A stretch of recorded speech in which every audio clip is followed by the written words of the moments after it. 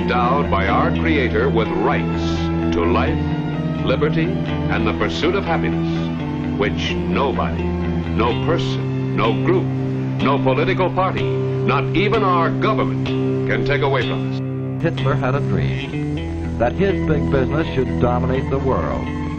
He called his dream the New Order. We've already amended the Constitution dozens of times. Let's throw it away for a master plan run by a master state. Morgan is the largest group. Then there is the strong Kuhn-Loeb group, the Mellon interests, which have Westinghouse, DuPont with General Motors, and then there is Rockefeller, and 3 other groups, making up a grand total of some $82 billion assets in 1945. 8 groups control the American economy, not only because of their concentration of wealth, but through their strategic ownership of basic industries. In spite of war, these companies operate internationally through subsidiaries, stock participation, and cartel agreements with various other companies. Have you ever heard of the Bilderberg Group? No. No, never. Have you ever heard of the Bilderberg Group? Nope. No, I haven't. No, I haven't heard of that. I don't know too much about that Bilderberg thing. Have you guys ever heard about a group called the Bilderberg Group? Nope. Yeah, for the most part. I have not. Sounds kind of familiar, but I couldn't tell you what it was. No, never heard of them. Have you ever heard of a group called the Bilderberg Group? No, I haven't. The Build-A-Bird? Bilderberg? Bilderberg with a G, yeah. No. Built like an iceberg? No, not quite. Well, what would you say if I told you it's a group of about 120 people on average who meet once a year? These are politicians, heads of media, military men, heads of finance. They meet once a year in secret, behind closed doors, discussing foreign policy. What would you think? What would I think? Yeah. Do you think that's a good thing, a bad thing? Do you agree with it, disagree? Is there anything wrong with some of the most powerful and influential people in the world meeting behind closed doors and discussing things in secret? Not really, no. It's a smart thing to get as many brains in a room as you can to discuss things, and if you're going to have open and honest dialogue, sometimes that information should be kept within the room. If they're going to make good and careful decisions on political initiatives, they need to be able to meet with the brightest minds in the country, and I don't think necessarily that we need to be inside that meeting. I just tend not to recognize their power and just to pretend they don't exist, because for all intents and purposes they don't in my world. No matter how much harm they do or how much good they think they do, I really couldn't care less. In the spring of 1954, Jozef Retinger, a Polish political advisor and founder of the European movement that would lead to the founding of the European Union, started the Bilderberg Group, an informal and off-the-record conference for political and business elites from European and Western nations. With the help of Prince Bernhard of the Netherlands, along with other powerful politicians and businessmen, they organized the first annual Bilderberg meeting at the Hotel De Bilderberg in Oosterbeek, Netherlands. The Prince, a former executive for IG Farben and a former Nazi SS party member before the war, was also an influential executive in the oil industry, working for Royal Dutch Petroleum. As a member of the Dutch royal family and the father of the current matriarch and fellow Bilderberger Queen Beatrix, Bernhard was a very powerful and influential member of the European community. The original stated goals of the Bilderberg Group were to bring together the leaders of business, finance, and politicians from Europe and Western nations in a forum that would allow for candid and frank discussions of international issues without the fear of being quoted or recorded. Thus, the meetings are held in secret and are by invitation only. For almost 60 years, the Bilderberg Group has been meeting behind closed doors in luxury hotels around the world to discuss in secret their plan for global control of world events and markets.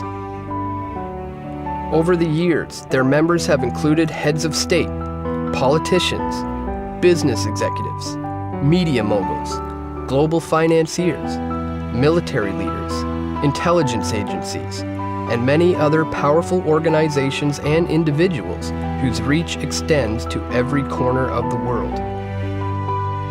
Some notable members have included the Rothschild banking family, Queen Beatrix of the Netherlands, Prince Philip and Prince Charles of the British royal family, international financier David Rockefeller, and former Secretary of State Henry Kissinger. The members of the Bilderberg Group have such an influence over the media that until recent years, their name and existence has been quietly kept from the general public through a veritable media blackout. With the advent of new social media tools and advances in technology, the independent media has been exposing these annual meetings on an increasing scale. We have reached the turning point. The Bilderberg Group is now finding it almost impossible to stay out of the spotlight and hide their powerful cabal from the public.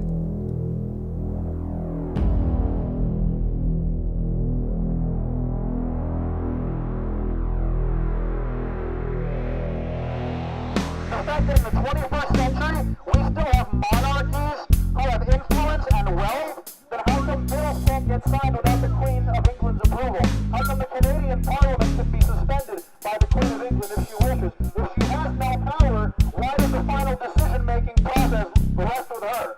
We can talk about the 99%, but it's really the 99.99999%, because the people that are in here, they're not 1 out of 100, they're not 1 out of 1,000, they're not 1 out of 10,000, 100,000, they're more like 1 out of 1,000,000 or 10 million. Or beyond that, okay? Billionaire club. That's right. It's the billionaire and trillionaire club, and you and I, we're not in it. We're not ever going to be in it. So we got to hold their feet to the fire. We've got to expose what's going on here. We've got to find out who the 2012 attendees are, and we've got to keep our eyes on the headlines in the next coming weeks, months, and even years to see what these associations have done geopolitically, because they'll be in the headlines. When you have someone like Davignon claiming, and not really claiming because he's on the inside, he would know better than you and I, that the Bilderberg Group was instrumental in creating the European Union and the Euro. I would say that's a pretty big deal.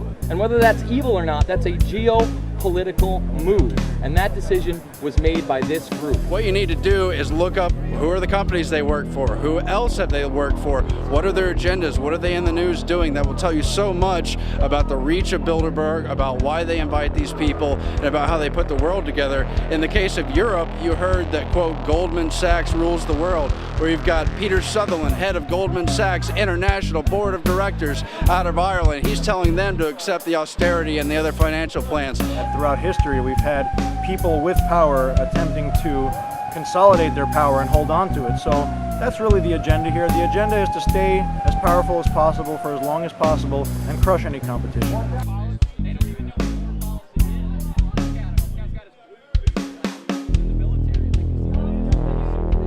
Warning, criminal globalist ahead. FBI!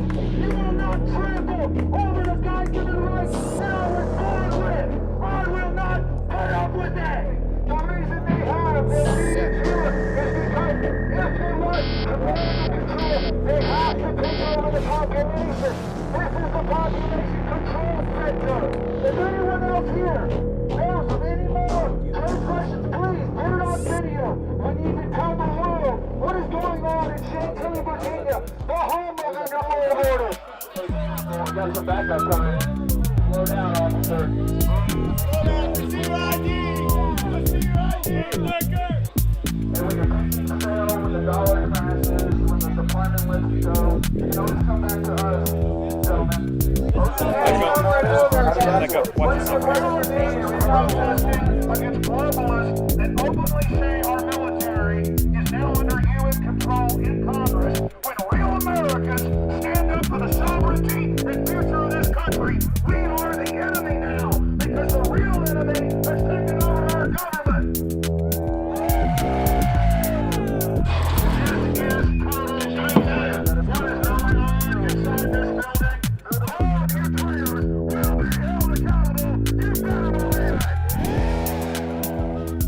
In recent years, the lack of coverage from the mainstream media on the Bilderberg Group has been a problem as far as raising awareness about these conferences. However, 2012 is a major turning point for the Bilderberg Group as the independent media have been here providing the coverage that's been lacking from the mainstream. Where's Fox News been for the last 15 years? CNN for the last 20 years? Why does Sean Hannity ridicule anybody that calls in and asks about the significance of the Bilderberg Group? Obviously, they're on the payroll. When people say that, quote, they control the media, they're talking about the secret establishment. I'm just here to cover the Bilderberg conference and try to do what the mainstream media is lacking. It's not fair to say that there's no coverage of Bilderberg because even some of the Bilderberg-owned outlets in the mainstream media have covered it, but it's been so far and few between that I think it's important for us as people, as citizens, and as journalists, as professionals, to come down here ourselves and investigate it. I'm definitely down here just to protest the real 1% that's meeting here at the Westfields Marriott behind closed doors. We're not seeing any major media out here. Where's CNN? Where's the mainstream media? Where's Fox, MSNBC? Any of these stations, they are not here. The mainstream media is owned by these people. There's only a handful of what you call mainstream media covering this because this isn't supposed to exist. Our media, until just about 5 years ago, said that Bilderberg did not even exist. It's been definitely incredible seeing so many people come all over the world just to participate in bringing awareness to the Bilderberg Group. It's by far the largest Bilderberg protest that I have ever seen. A lot of alternative media, a lot of attention being brought to the Bilderbergers. The mainstream media is failing, but the alternative people's media is becoming the mainstream media, and we're proving that by covering Bilderberg. We want to make sure that we can get documentation of the attendees just to have confirmation of who is in attendance. Once you know, you can absolutely confirm who is in attendance. You can have a better feel for what are some of the things that are going to be discussed. The Bilderberg Group was founded by Nazis after World War II with their European cohorts in the United States to try to bring in a one-world government. These people are terrorists, 110%. The government has been usurped and completely hijacked. The United States flag is not hanging upside down in distress. The flag was taken a long time ago. The Washington Post was here this morning. They've known about it since the very beginning because their founders, Katharine Graham and now her son, Donald Graham, come every single year without fail. They're not talking about it. We have to. We will. And people are paying attention to that. And they're starting to trust us. And every day we're getting bigger and bigger. The media moguls here that do participate at the Bilderberg meeting are failing. They're not successful at all in any way, shape, or form. Their businesses, their whole enterprises are failing. And what you see is people rising up.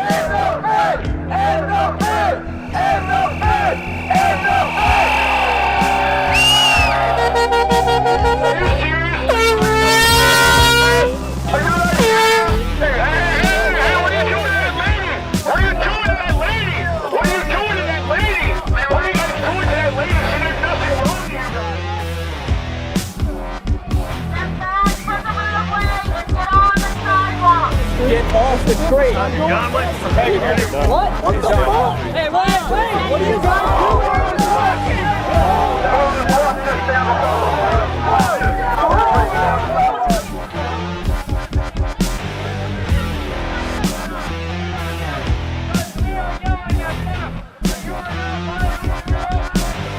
There has to be at least 500 people here now, and the veteran who was arrested yesterday was just arrested again. There's large people gathering in front of where the Bilderberg members inside the building can actually hear the people outside, and that's where a group of police officers grabbed this guy, same guy from yesterday, and it appears that they are making an example and trying to keep everybody away from the area where the people inside can definitely hear everything that is going on. We're bullhorning in Bilderberg. They send cops down to stand behind us. We turn, and they just arrest somebody for no reason to get us to chase them down the street. They grab him, take him away like prey. We run out to follow after him. The whole world is watching! The whole world is watching! This group is meeting with government officials. It violates federal law, the Logan Act. And for decades, they said it didn't even exist. This is the real oligarchs that run our government, run Europe, run most of the world, the big central banks, and the fraud that they engage in. These are the real tyrants. So we're identifying them, not the puppet presidents and prime ministers. We're going directly to the financial oligarch, the robber barons.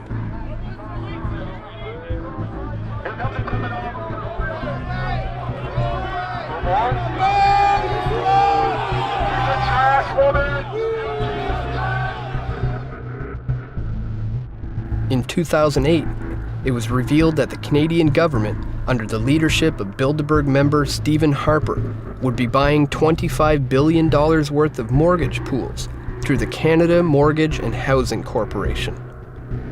Shortly after the election in October of 2008, the re-elected Harper Conservatives unilaterally announced the government will purchase up to an additional $50 billion of insured mortgage pools by the end of the fiscal year as a part of its ongoing efforts to maintain the availability of longer-term credit in Canada. This action will increase to $75 billion, the maximum value of securities purchased through Canada Mortgage and Housing Corporation. There was no debate in the Canadian Parliament over whether to hand out $75 billion in taxpayer money to the private chartered banks, nor was it covered by the Bilderberg-controlled mainstream media. The control of the Bilderberg Group extends not only to the media and the control of information, but also to the Canadian banking system itself and our ability to control our own currency. In 1938, Prime Minister William Lyon Mackenzie King nationalized the Bank of Canada, giving control of the Canadian currency to the people of Canada. Although the issuance of currency is held solely by the Bank of Canada, the creation of credit through the issuance of loans is still largely controlled by private chartered banks. As part of the Bank of Canada's charter, the government can borrow up to 50% of its own money from the Bank of Canada at 0% interest. The other half of the interest is paid back into the government, allowing for the financing of our own infrastructure, such as the St. Lawrence Seaway and the Trans-Canada Highway. Because of Bilderberg member Paul Martin, Canada now borrows its money from the private chartered banks at the going interest rate, effectively handing over the usury and interest to private corporations. Prior to Prime Minister Brian Mulroney, all banks had to hold an 8% reserve, meaning they could lend out the same money 12.5 times through credit and loans. Mulroney dropped this to a 0% reserve, allowing private banks to loan as much money as they want, simply by entering a new line on a ledger. Currently, the Bank of Canada is only responsible for 5% of the actual debt created in the form of currency. The private chartered banks, such as Royal Bank of Canada and TD Bank, own the remaining 95% of all debt. Think of how much control this amounts to when you consider all of the digital payment and loan options used today, such as credit cards, debit cards, internet payments, RFID chips, smartphone purchases, and even biometric identification, which is now used in India for bank withdrawals. Very few people use real currency, and the trend is turning to an increasing reliance on digital and computer technologies, of which are largely controlled by members of the Bilderberg Group.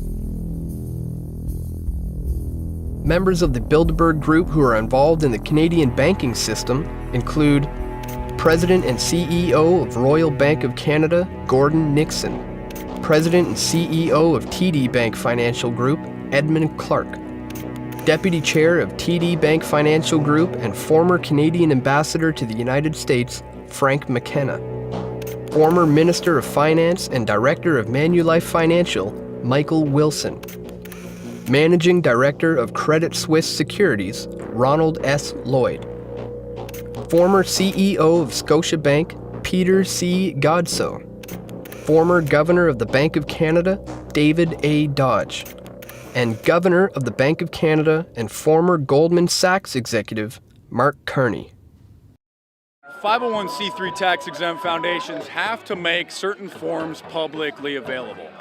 And so somebody tipped me off about this, that the 990 forms are available for the Bilderberg Group. And I got the years 2007, 2008, 2009, 2010. Well, first of all, they're operating under the 501c3 tax-exempt name American Friends of Bilderberg. The 2008 forms also show a list of very interesting donors. Henry Kissinger, $20,000. David Rockefeller, $50,000. Freeport McMorman Foundation, $10,000. Microsoft, $75,000. Peter Thiel from PayPal, $75,000. Goldman Sachs, $25,000. The Washington Post, $25,000. So of course the Washington Post is going to be reluctant to report on them when they are literally funding them, and I have the proof in my hand.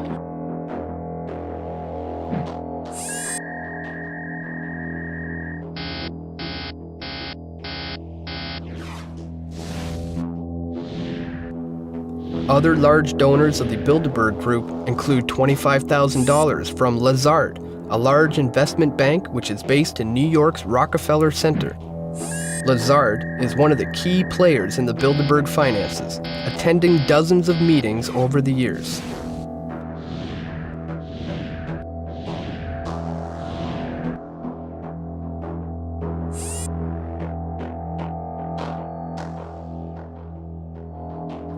Another large donor and regular attendee to Bilderberg is co-founder of Kohlberg, Kravis, Robertson Company, Henry Kravis. KKR is a private equity firm with over $62 billion in assets as of 2011. Kravis donated $50,000 in 2008 to the Bilderberg Group.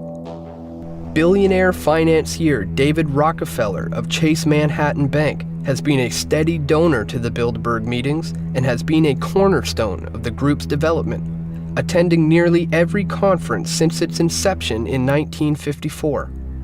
Rockefeller is an honorary lifetime chairman of the Bilderberg Group and has been involved in the development of many other powerful globalist think tanks, such as the Trilateral Commission and the Council on Foreign Relations. In 1965, David Rockefeller gave a speech to the International Industrial Conference in San Francisco, where he said, "We have entered upon an era in which interdisciplinary cooperation on a worldwide basis must be the cornerstone of accomplishment. Each of us has the duty to fashion his own contribution to fit the grand design of a global community. For many of us, the marketplace of tomorrow will be no less than this whole planet of Earth. What we do will manifest itself in ways that we cannot foretell, and it will have an unforeseen impact upon individual lives and whole societies. What we are is God's gift to man. What we become is man's gift to God." The Rockefeller-Rothschild merger that just occurred yesterday obviously had some things in the works before then, but for those that don't know, the Rothschilds have bought up 37% of the main financial institute of the Rockefellers. They're going to be talking about swallowing up smaller financial institutions, like they say in the article. Essentially, they see opportunity in crisis, and we've known some smaller banks, a lot of smaller banks have gone down in the last 2 or 3 years. Well, now they're consolidating power. They're going to buy up those smaller banks, and don't be surprised if you see them bail out or take a large stake in some of the bigger banks that have been having problems, such as maybe even Bank of America and JP Morgan. We know about your third world plan to depopulate the third world nation. Memorandum 200 with the National Archives. You want to depopulate. It's on the record, Henry Kissinger. A lot of these globalists, a lot of these Bilderbergers are on the record saying that they want global depopulation, and they're proud of it. War criminal Henry Kissinger has stepped foot in the Westfield Marriott Hotel in Chantilly, Virginia. We have him on video entering the hotel, and we would like for you gentlemen to go inside the hotel and arrest Kissinger for his war crimes. Former Secretary of State Henry Kissinger has been deeply involved in the Bilderberg Group, attending dozens of their meetings over the years and acting on the Bilderberg Steering Committee. Kissinger faces allegations of war crimes for his involvement in the secret bombing campaign that took place in Cambodia during the Vietnam War in the 1970s. It is alleged that Kissinger willfully engaged in the murder of tens of thousands of civilians in various areas of Cambodia, which led to the destabilization of the country into a civil war, resulting in the rise of the infamous Khmer Rouge. Kissinger is also wanted in several countries for his involvement in supporting the Pinochet regime and the CIA-backed coup that took place in Chile on September 11, 1973. Pinochet, who is now facing a war crimes tribunal, murdered the democratically elected President Salvador Allende and started a military junta, which resulted in the kidnapping, forced displacement, and torture of thousands of men, women, and children in Chile. Henry Kissinger actively supported these actions that were taking place at that time, which constituted crimes against humanity. Kissinger was also involved in a controversial study in 1974 called National Security Study Memorandum 200, in which the basic thesis called for an active campaign for the depopulation of several less developed countries to stem the risk for civil unrest. Are you still giving out orders like Memorandum 200, where you said depopulation should be hell? Sir, just a question. I'm not going to go to hell because Memorandum 200, sir. Memorandum 200. Just asked him a question about Memorandum 200 that he wrote in April 24, 1974. It's an honest question. Okay. Kissinger, Memorandum 200. Depopulation. We're on topic now. We came here, we give you the access. If you want to burn bridges, you can do that. I don't want to burn any bridges. I wasn't disrespectful. I wasn't accusatory. It was a serious question. We're on topic. Okay, I understand that. So what about the depopulation? I mean, Memorandum 200. Why are you afraid to talk about your depopulation plan? Why don't you get lost? Why should I get lost? It's serious. Sick person. Sick person. How am I sick? You're the one committing. I hope it's the beginning of a whole new epoch of greater and greater coverage. At the same time, we're in danger because of their designs on the internet. This could also be the high watermark. It really depends on who stands their ground and what the fight will be. Because, of course, we've just broke last week. People from the European Commission, the Dutch woman Neelie Kroes, wants a mandatory internet ID for Europe. Cybercom was launched only 2 years ago. We saw the Stuxnet virus admittedly engineered from the U.S. and Israeli and other related allies to use against Iran and so forth. On that pretext, they want to take greater and greater control of the web. The United Nations also trying to have a reach over the web.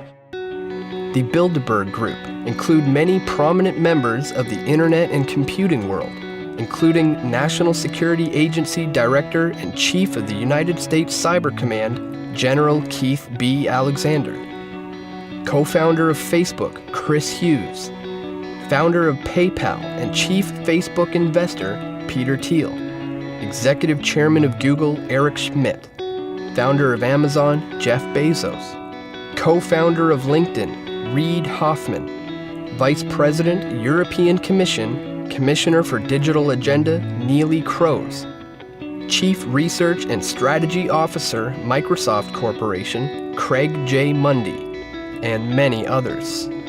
More and more, we're seeing the iron curtain of media censorship on Bilderberg and the shadow government, shadow elite, pulled back. So we're seeing Bilderberg basically try to pass the baton off to younger people right now, a bunch of tech folks, Google, Facebook, and others, hoping that the police state tech grid can protect their criminal activity. They're trying to push a global bank as the solution to all our problems that they created. They're openly trying to push more police state systems. They want to end internet freedom. They want to bring in internet IDs. The mainstream media is no longer mainstream. The alternative's taking over, and they're trying their damnedest to either restrict or shut down the free internet as we know it right now. The increase of internet-based media has been closely correlated with the decrease of traditional forms of media, such as newspapers and television, which have been monopolized by members of the Bilderberg Group. In their efforts to maintain the control of information globally, influential figures of the media have been routinely invited to participate in the conferences over the years. Peter Mansbridge of CBC's The National attended the meeting in 2010 and has maintained their strict rules for secrecy ever since.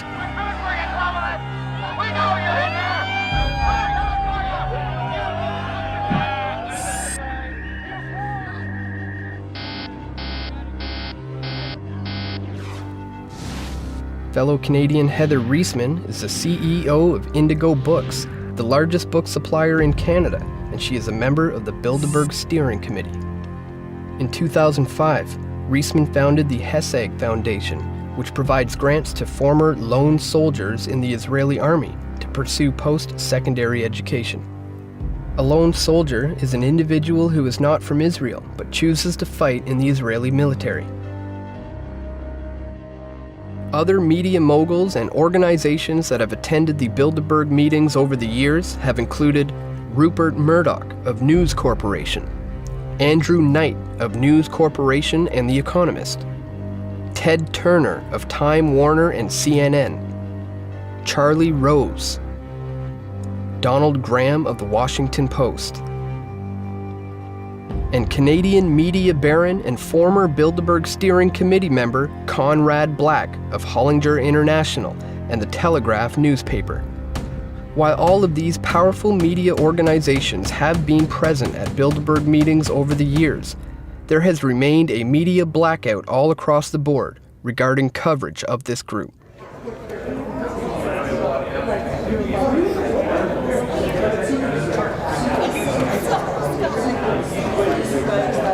Hi. Hi. I was just wondering what your opinions were. You talk a little bit about it in the book of the influence of the Bilderberg Group on the mainstream media, or on just the influence. The individuals are influential, but their influence isn't magnified by Bilderberg. I went for 20 years. Mm-hmm. It's just a talking shop, and they're almost always wrong, by the way. They didn't see the end of the Cold War coming. They didn't see the economic crisis coming. They're very interesting meetings. They're very interesting people, but they're not coherent. They aren't a group that meets other than for 3 days a year, and the composition of them changes all the time, except for about 30 of us who are on the steering committee. And how come? Don't buy into these conspiracy theories. It's rubbish. All they do is talk to each other. I was on that conference circuit for 20 years, the Trilateral Commission, and I went to all of them. And look, it was fine while it lasted, but I'm getting too old for that. I'm getting tired of it. Okay. You know. All right. Thank you very much. Okay. Thanks for coming. But there's no conspiracy in any of them. No. No, there's just a bunch of people. How come you never hear about it in the media? Like, I only read about it in your book. They don't allow the media. No. But in order to encourage people to talk frankly, say what you do, you get good frank sessions. But there's no meeting of the minds particularly. Okay. All right. Thank you.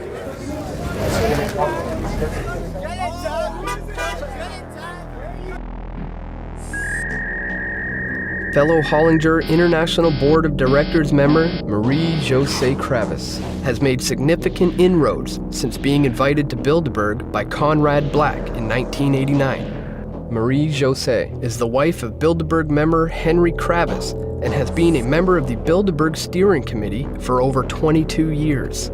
At the trial of the now defunct media baron Conrad Black, Marie-Josée Kravis testified against him, providing evidence for the prosecution. Other prominent Canadians who have attended the Bilderberg conferences include former Prime Minister of Canada Lester B. Pearson, Pierre Elliott Trudeau, Jean Chrétien, Paul Martin, and Stephen Harper. Many other influential Canadian politicians and business leaders have also attended the secret meetings, including former NDP leader Bob Rae, former Liberal Party leaders Stéphane Dion and Michael Ignatieff, former Premier of Ontario Mike Harris, former Premier of New Brunswick Bernard Lord, former Premier of British Columbia Gordon Campbell, the Premier of Alberta, Alison Redford, the Chief of Staff for Prime Minister Stephen Harper, Nigel S. Wright, and Power Corporation of Canada CEO Paul Desmarais Sr. In fact, nearly every Canadian Prime Minister back to Pierre Elliott Trudeau has worked for Power Corp. I attended one Bilderberg meeting. I'm not sure they ever invited me back, but just to make sure, I've also gone to a Maple Leaf hockey game. That doesn't mean I'm a Maple Leaf fan. I believe that there is an opportunity now with the G20 having been called for the first time for us to put together a global steering committee of all of the great powers of the world. If I was asked what is the single most important thing that can be done to get us out of this mess, it is going to be to recognize now that we are one common humanity, divided perhaps into economic entities called countries. The time has come for us to work together. In 1996, you were at a Bilderberg meeting, and also there was Jean Chrétien and Paul Martin. I don't know if I was at that meeting. I've only been to a few of them, but Bilderberg and Tralala are not really think tanks. They simply individuals who get together who are from business, the political world, the media, others, and discuss ideas, and they influence each other through that. Shortly after Dan and Steve got back from the Bilderberg meeting in Chantilly, I decided to file some Access to Information Act requests for information on both Alison Redford, the Premier of Alberta, and for Nigel S. Wright, who is the Chief of Staff for Prime Minister Stephen Harper. I received two notices. One was for Nigel S. Wright, and it actually revealed very little. They just said that they didn't have any record of him having attended the Bilderberg meeting in Chantilly, even though he was on the official attendees list. In 2011, the Harper government decided to amend the Access to Information Act and privacy request forms, making it so that anybody that was on the Prime Minister's cabinet was exempt from releasing any personal information. In the case of Alison Redford, the Premier of Alberta, I did receive actually quite a big disclosure from their Executive Council office in Alberta. 31 pages were disclosed to me just the other day. All sorts of different pages have notices to destroy these emails, do not release this information to the public, do not release any information about your travel itinerary prior to attending the meeting. But a lot of the stuff is redacted. A lot of this information is redacted out. That's cited under different sections of the Privacy Protection Act, which goes hand in hand with the Access to Information Act request. So any other information that was in there about other people has been redacted out. There's also a page in here that describes the nature of the meetings off the record. Fruitful discussions are enhanced by an atmosphere of mutual trust in which participants can express themselves freely. All discussions are therefore private and off the record. The press is excluded from the meetings. A list of participants will be released to the press on the eve of the conference. There's nothing to hide. If you're doing good things, you don't have anything to hide. There's only something to hide if you don't want people hearing what you're saying. That's the only reason to say it off the record, is that you wouldn't want to be quoted on something that could be damaging to your career. The very word secrecy is repugnant in a free and open society. And we are, as a people, inherently and historically opposed to secret societies, to secret oaths, and to secret proceedings. We decided long ago that the dangers of excessive and unwarranted concealment of pertinent facts far outweighed the dangers which are cited to justify it. And there is very grave danger that an announced need for increased security will be seized upon by those anxious to expand its meaning to the very limits of official censorship and concealment. How do you feel about secrecy in government? It's a scary thing. I mean, it's secret, so I don't really know much about it. I can understand if the secrecy is for national security, but, you know, secrecy and covering up, you know, financial documents and things like that, I think as taxpayers, you know, we have the right to know what's going on in our government. I think secrecy is pretty inherent in the Canadian government, for sure, and in all government. I wish it wasn't that way. I wish government was completely democratic, which would mean that we would be a part of it, but seeing as like we have representatives in this house deciding on issues for us, secrecy kind of just comes with that. I honestly don't think it's a good idea for anybody to be secret.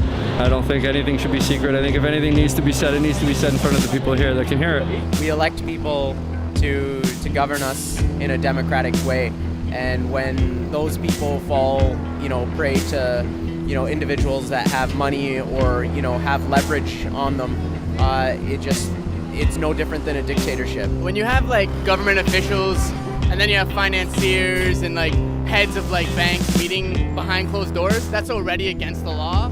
So there's a lot of things happening that I think the people need to wake up to and actually come out and stand against it. It's the job of you guys to get out there and inform the real people that need to know what's really going on, because we have really no idea. And without you guys, we wouldn't be around to know, so. The more independent media that covers events like this or like anything gives a more unbiased opinion, considering how slanted our current media is. It doesn't have to be a, massive media tycoon that's controlling what's being said anymore. The average person can do it, right? Which is, that's an amazing feat. We didn't have that 50 years ago. We didn't have that at all. It's time to get it out there. We should at least know. Technology is a double-edged sword, and with the use of social media and live streaming, the independent media is now shining a bright light on the shadows of the Bilderberg Group. Almost everybody here has a camera. They're all doing live streaming. They're all, interviewing people. There is just everywhere from, really big names with big websites to just people doing their own little thing. And it's crazy. Everybody has a camera this year. We live in the time of intelligence, of technology, of instant information. And more these people are realizing that, and they're going to realize that today with the hundreds of people that are surrounding the Marriott Hotel where Bilderberg 2012 is being held. What do you think about, the independent media's these days ability to use social media and live streaming at these kinds of events? It's amazing, and it shows you how many people that are getting aware and politically aware to this. Everyone's becoming the independent media because of the double-edged sword that is social media. It's also, of course, a spy tool, as everyone knows. They're worried about us. They're worried about you. They're worried about every person out here with a cell phone that's able to broadcast live or put the video online, where in the decades past it would require an entire news crew and an assignment, tens of thousands of dollars worth of equipment. Now we can do it standing out here with a cell phone. So their technology that they're using to bug us, their Orwellian nightmare, Big Brothers or surveillance systems, we're just turning it against them and showing them that we're watching. What we're seeing here in 2012 represents not just an evolution of social media, of independent media, of the ability of citizen journalists to bring attention to causes and events that the mainstream media will refuse to cover. You had thousands and thousands of people watching live stream video.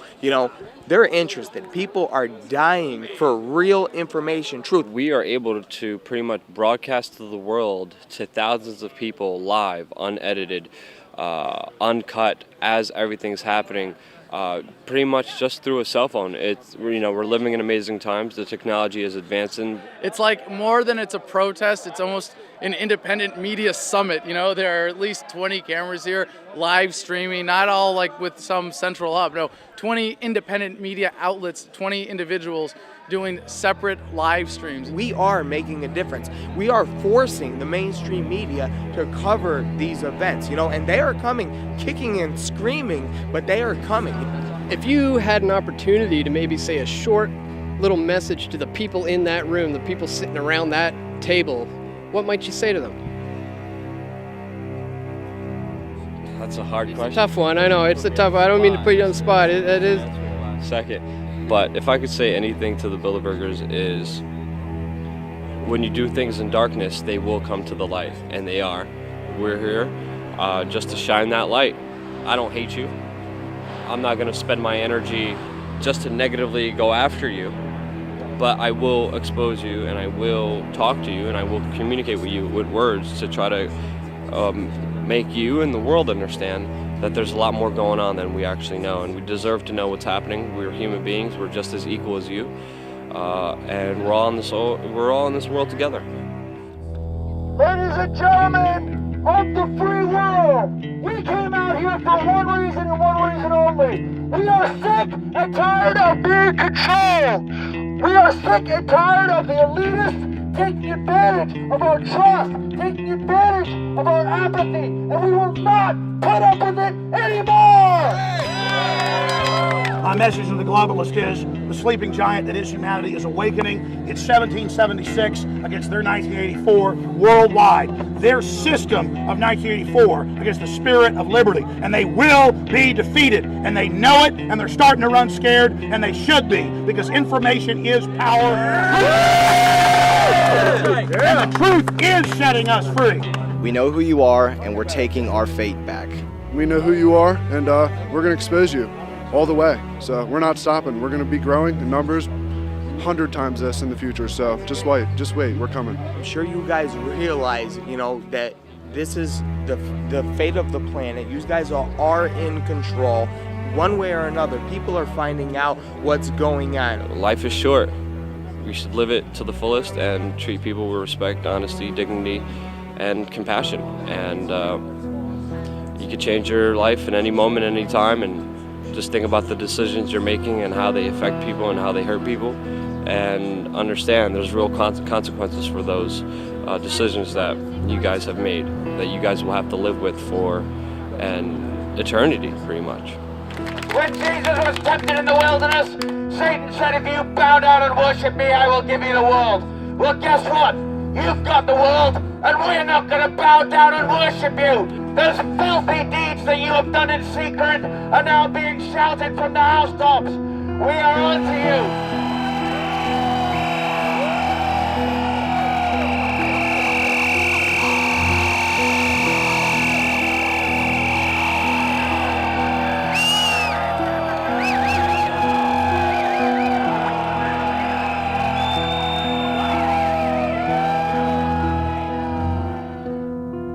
The reach of the Bilderberg Group extends to every level of the policy apparatus in both the private and public sectors.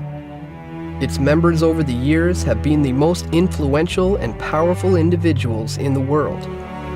Whether or not they act in concert with each other or simply influence one another through these meetings is beside the point. The decisions made by each of these individuals have a ripple effect for the rest of the world. For every action, there is an equal but opposite reaction. The creation of this new Orwellian technotronic society has spawned a new generation of warrior, information warriors, whose weapons are the very technologies created to enslave them. As the old forms of media slowly die away, this generation is finding new and exciting ways to spread information, open dialogue, and become the true citizen media. The Bilderberg Group and the individuals that attend are now facing a revolutionary adversary, an informed citizenry armed with the right questions and looking for the true answers.